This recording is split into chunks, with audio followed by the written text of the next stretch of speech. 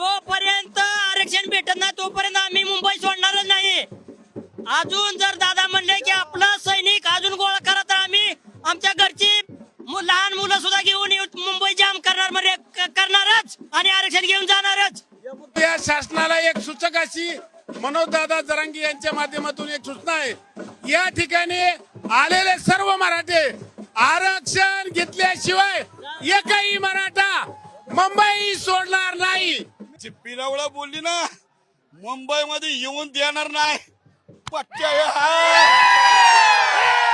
येणार, आरक्षण घेणार, तवा जाणार।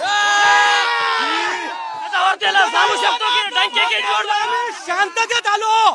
उद्रेक होऊ नये, फडणवीसला एकच म्हणणं आहे, उद्रेक नको बाबा, आम्ही शांततेत मुंबई मध्ये आहे। जर अचानक जर तू हालचाल नाही केलास